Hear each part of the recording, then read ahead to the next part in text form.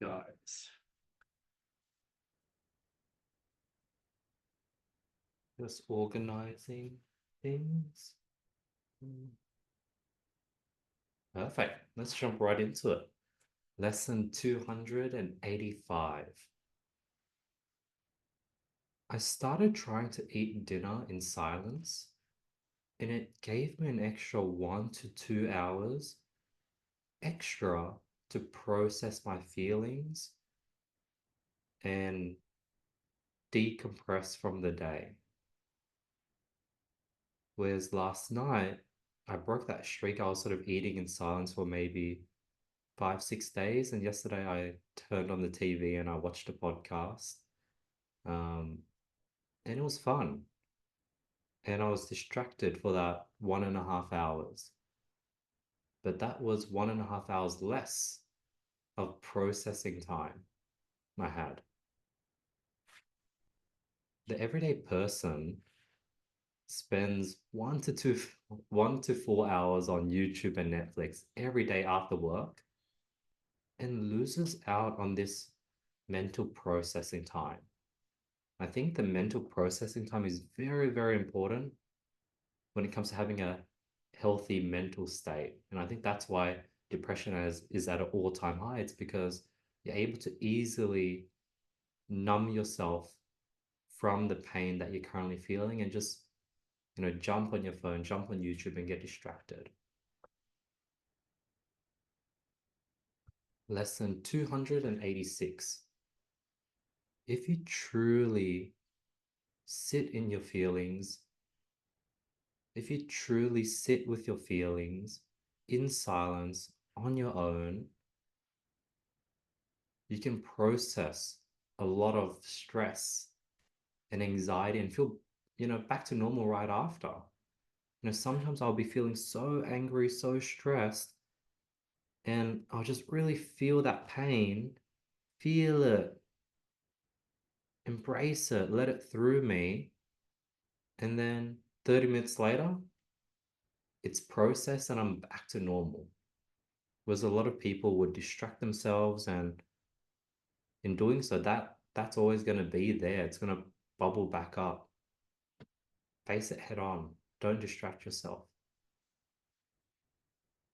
Lesson 287. Rather than looking at problems, looking at issues, blaming those issues for making you angry, making you sad, making you stress, process how you feel. So, for example, let's say you had to do payroll, you scraped all the money together, you sent the money, and now you have no money, and you're just stressed that you have no money. Rather than just being annoyed and stressed that you have no money, just feel the stress, feel the anxiety. Don't peg your emotions to any issues or scenarios. Just feel how you're feeling and don't think about the thing that may have caused you to feel that way. Don't try to process the situation or problem. Don't try to solve or rationalize things. Process how you feel. And the reason I say so is because there's infinite possible outcomes. So there's no point trying to rationalize, trying to sort of solve because you can't solve. You don't know what's going to happen because you may get hit by a car tomorrow. Therefore, you trying to figure out how you can make an extra buck doesn't really matter. So rather than waste all that mental energy, you just focus in the now and focus on processing those feelings. Sit inside that stress, pressure, anxiety, sadness, unsureness, lack of confidence. Feel the lack of confidence, feel the unsureness. That's all you can do. Lesson 288. I'm starting to produce this high quality educational value based content, and I'm posting it on my Instagram, I'm posting it on my YouTube. I could totally see how in a short time frame I'm gonna blow up. I have already blown up, and everyone around me would think that this was an overnight success. But it's taken me 7 years to build the foundation, to build the team, to build the knowledge, to be able to do high quality content at scale. Having produced so much content, now I know what doesn't work, what to focus on. It's taken me 7 years to get to this point. But from the outside view, it's going to look like an overnight success. And that everyone's going to try copy me, try replicate me, but they're not gonna because they haven't put in that 7 years worth of foundational work.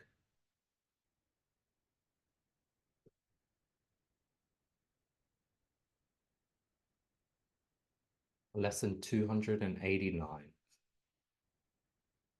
Eating in silence has also allowed me to thank the food.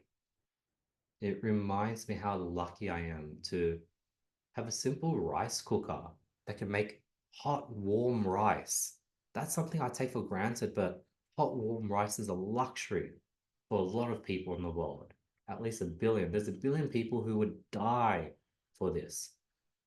Even as simple things as having fresh vegetables. So eating science has really allowed me to just be like thankful for the food I'm eating. And I've been learning to just thank the food. Lesson 290.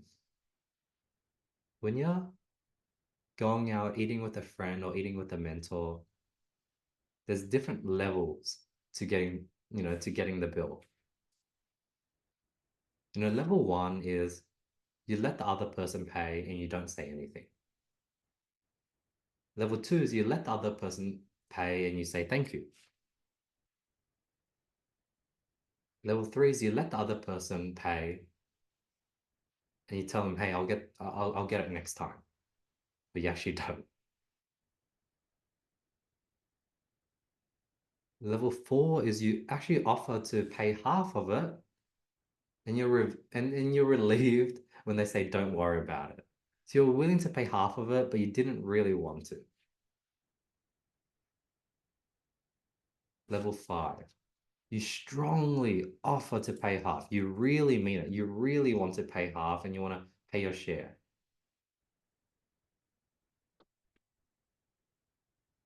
Level six, you offer to just pay the whole dinner, but you accept it when they say, hey, don't worry, let's split it. Level seven is you fight to pay the whole bill. You're like, don't worry, no, I got it. Don't even pay me half. I'll pay the whole thing. And level eight is you just secretly pay beforehand.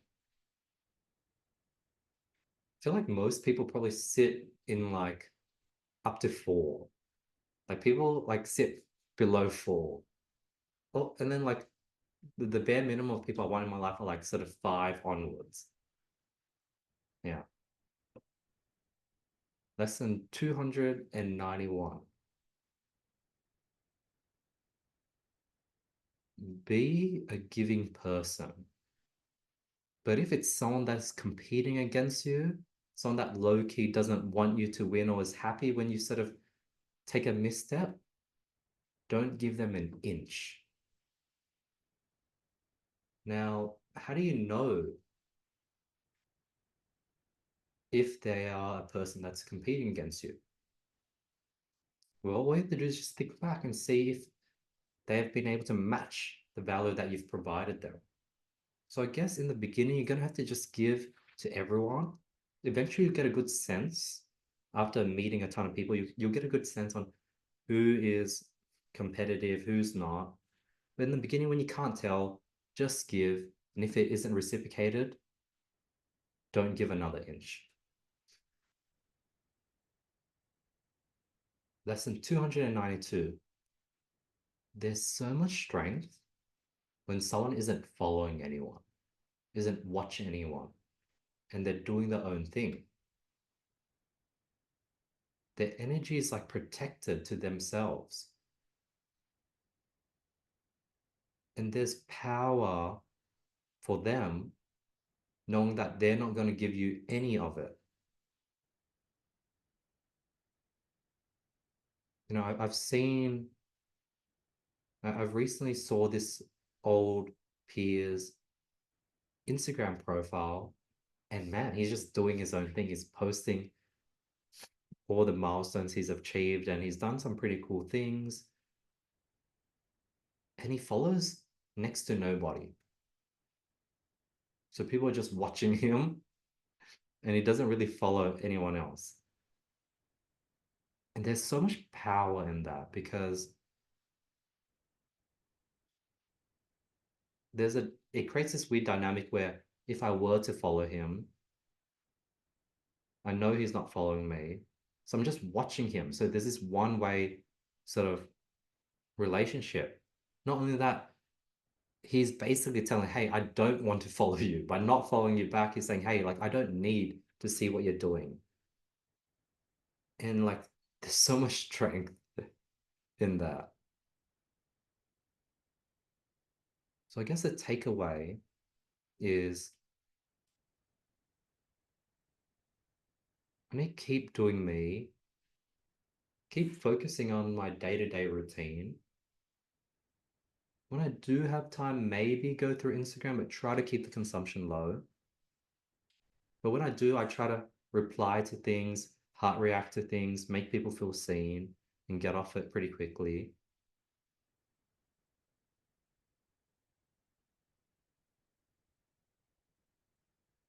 But yeah, it's pretty just seeing that old peer of mine, what he's doing, and I was like, huh, it's very interesting how he's been able to create this dynamic.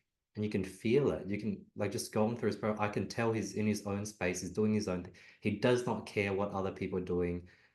He probably and like he's probably like happy with what he's doing, and he's not really.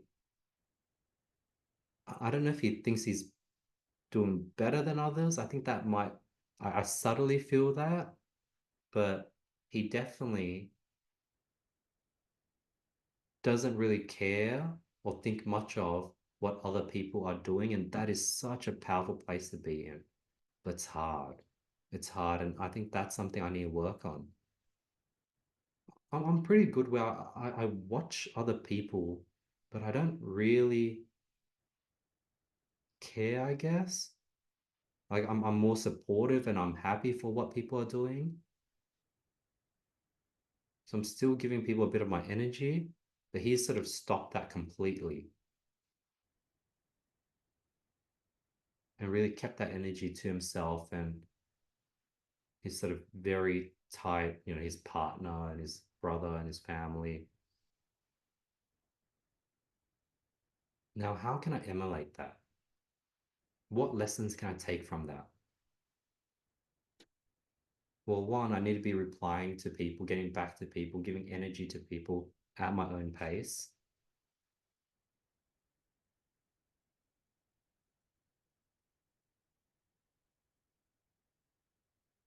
Two, I need to continue to not outreach and sort of go through this period of isolation and only sort of, send out outreaches when it makes sense, when there's synergy and it's natural and it isn't forced.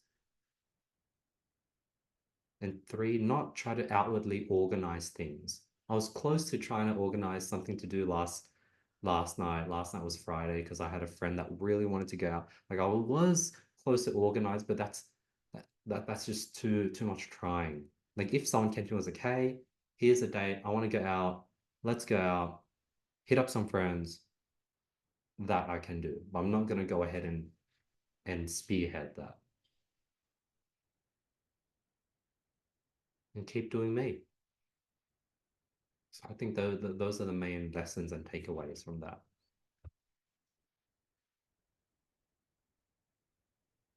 Lesson 293. The top performers in the world are the biggest admirers. Kobe Bryant admired Michael Jordan. Michael Jordan admired a ton of players.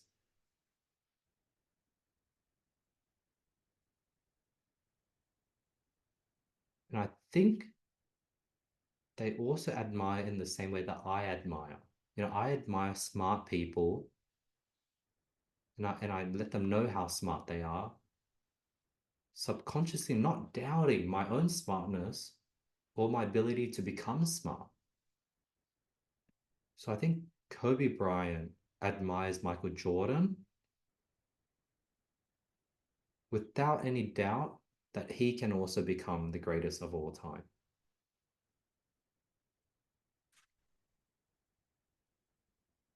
Lesson 294.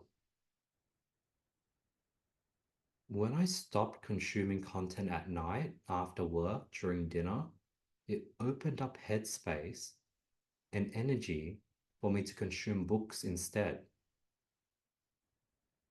Last night, when I spent an hour and a half watching a podcast, I think that definitely led me to read less last night because the brain can only consume so much content. So the content consumption has been taking up a lot of people's headspace, preventing them from consuming actual valuable information such as books. Lesson 295. I believe that caffeine shaves off years of your life.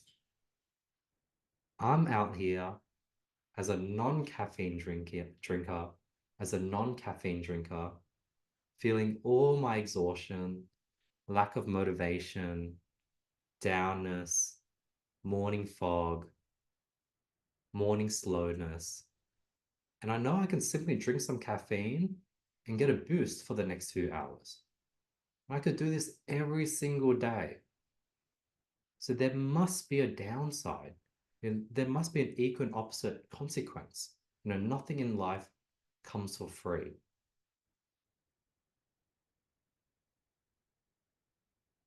If my hypothesis is wrong, it just means I've been taking the harder path to life with no benefits. But I feel like there must be some benefits of me pushing through day by day without any stimuli. Lesson 296.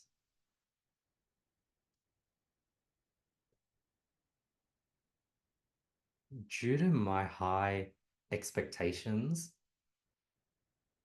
I'm often gratefully in situations where I can pick between amazing options. I'm surrounded by amazing options. So it hurts when I see my friends, my amazing friends, settle for average options. It's something that I can't relate with. Hence, I subconsciously impose my standard on them. But technically, love is love, and it's subjective to each person. And who I may not see as amazing can be amazing to others. I doubt it. I do think like my friends can do better.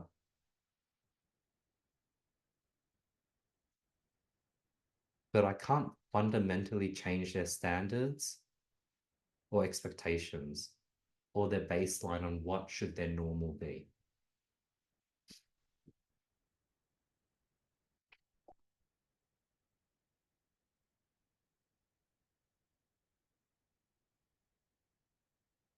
Lesson 297. The ultimate security in self is when you're naturally just showering others with compliments. That's when you're at the ultimate secure spot in your life. Lesson 298. If I don't make other people feel seen and amazing, who will? With great power comes great responsibility. Making a person, one person feel seen can prevent a whole butterfly effect of bad things from happening. And that's what I'm preventing with every interaction. Now, as I'm saying this, like I don't want to seem like I'm trying to be a superhero or anything, but this is sort of what I told myself when I was feeling down and tired of making other people feel seen and it not being reciprocated. And I was just exhausted. I was like, man, this is so unfair. But I had to remind myself that, hey, if I wasn't going to do it, who will? I don't really see many people out there with that level of kindness and empathy to make other people feel seen, EQ, to do that.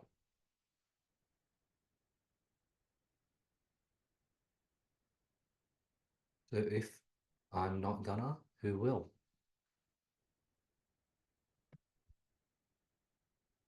Lesson 299.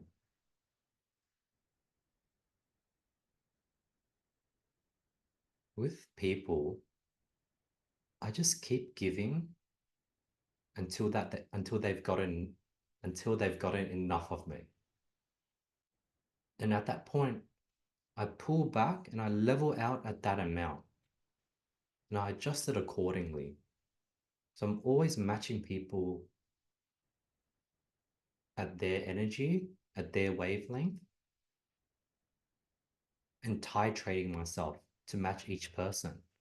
But keep giving, keep checking in until I can see that, okay, this is too much and they can't like reply fast enough or they can't, keep up.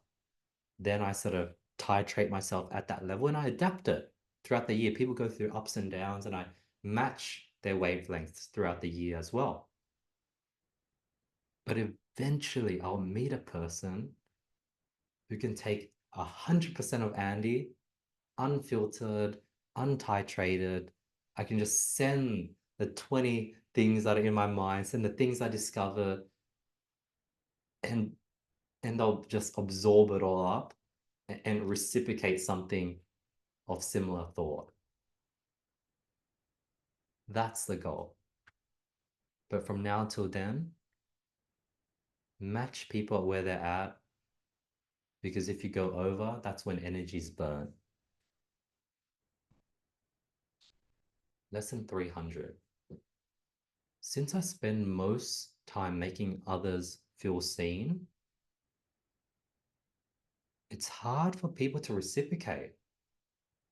If you got hit with dopamine and then some more and some more and some more because someone was just like fascinated with you and wanted to hear more about your thoughts and you're just happily sharing things.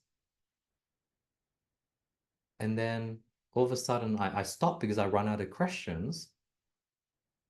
So the person has a dip in dopamine. It's hard for people to spin it around, spin it back on me if they don't have enough EQ or self-awareness. So I think it's partially my fault, when I'm making people feel seen, asking them questions, I naturally create a groove that builds this sort of one-way sort of conversation, and it's hard for them to turn or break that groove and flip it on me. So I need to sort of take that into account if I am wanting to people to ask me questions.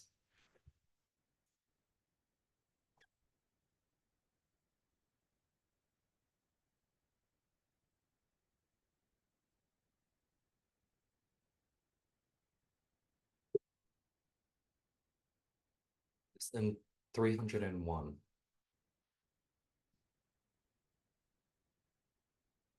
That was lesson 300. Well, no, actually, this is a new lesson.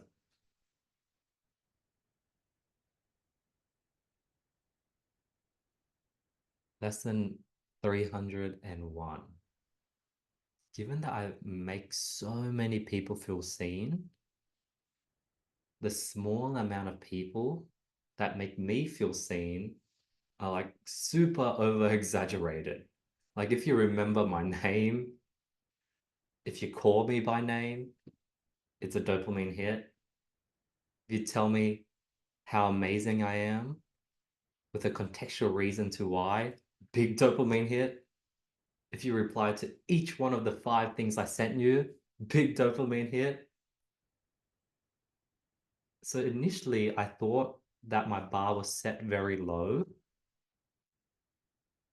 but it's weird how these little things that are quite normal to me are quite hard for the majority of people to do. Interesting, right? Like being able to just call someone by their name, let them know how amazing they are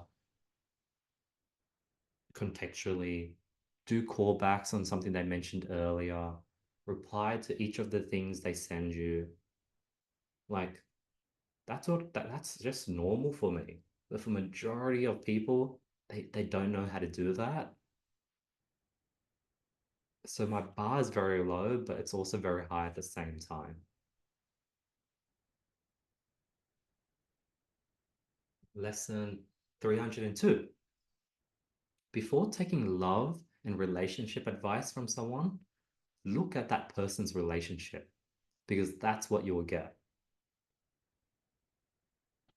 So I have a friend, he's sort of settled for his current partner. He's always sending me Instagram posts of all these different girls. So he's sort of like settled for like a stay-at-home wife energy. Obviously, they don't have kids yet, they don't marry yet, but that's the energy of what the future would look like.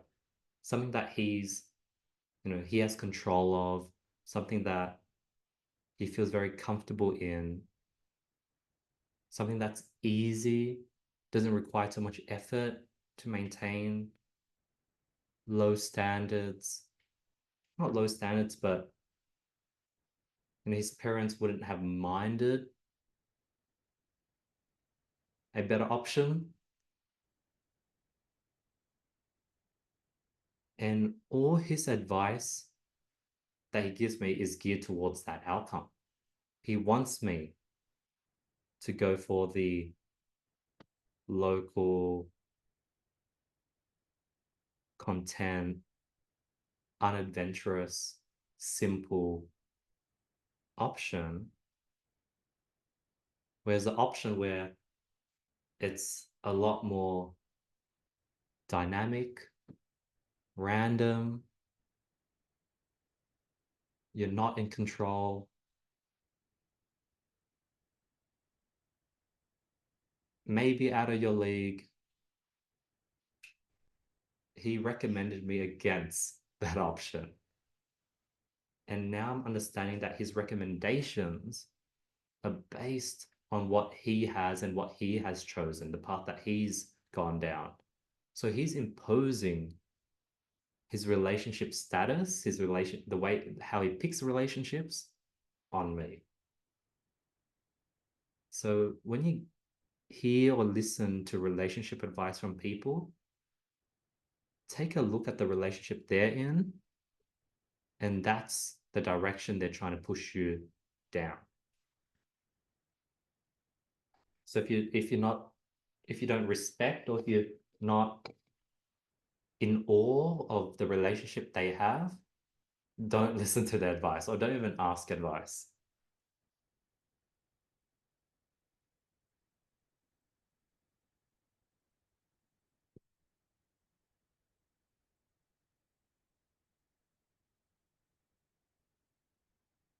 Lesson 303. I was having dinner with a friend, and I was telling him the story about how I met my mentor.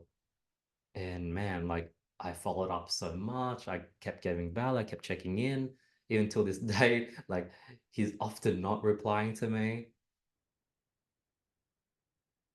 And he said, why do you still engage in that type of relationship if that's the case? It's sort of like not too reciprocal. It's sort of one way.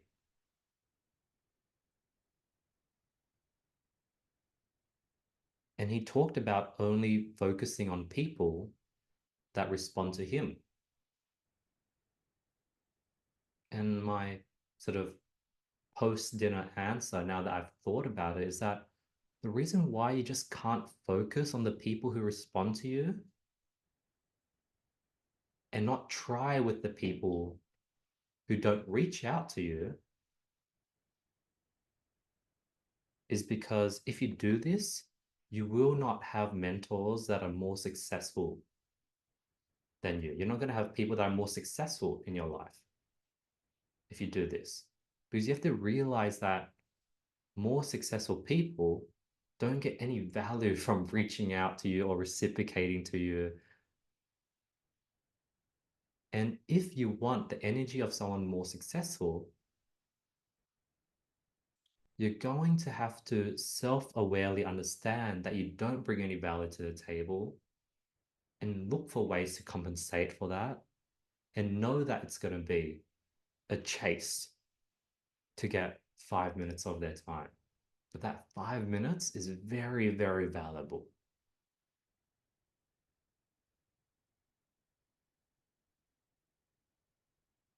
Yeah.